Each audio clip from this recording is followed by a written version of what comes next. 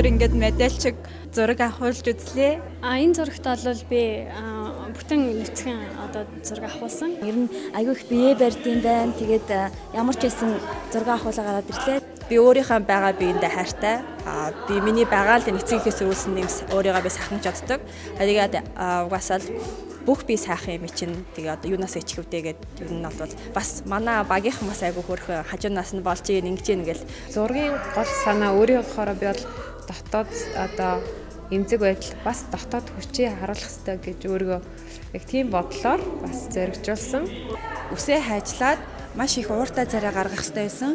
Тэгээд тэр дүр тойрох үнэхээр маш их хэцүү байсан. Өөрийгөө өөрчилж, бүрэн өөрчилж чадсандаа маш их баяртай байна.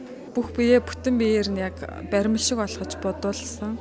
Тэгээд яг ингэ бодуулах явцал бас төсөөлжсэнийг бодвол их чанга байд юм байна. Бид хоёр сайхан бие үзэл нийт манай хүү гизэн хахад бид хоёр бас зураг авахулжсан. Тэгээд хоёрт нь одоо манай хүү 2 настай хүүтэйгээ ахаад хамт сайхан бие үзэл хоёрт зураг авахулсан та баяртай байна. Зураг шаардсан ажил байлаа. Тэгээд бас оролцож байгаа бас бүх охид бүсгүүчүүд маань их гоо үзгэлтэнтэй.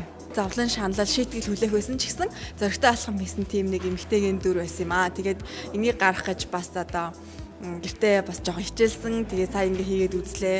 Ингээд чулуун дээр ч юм уу юм хатуу юм дээр ингээ хөвтөөд ингээд зураг авахулахад бол жоохон хэцүү байсан.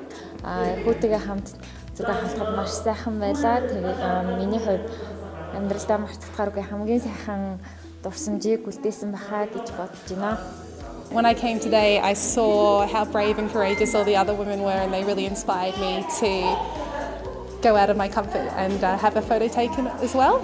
Ямар царайтай хин гэдгээсээ хамаарахгүй эмэгтэй хүн болгон одоо маш гоё гэдэг мессежийг өгөхийн тулд би өөрийнхөө хувь нэмрийг гэж оруулж байгаадаа маш их баяртай байна.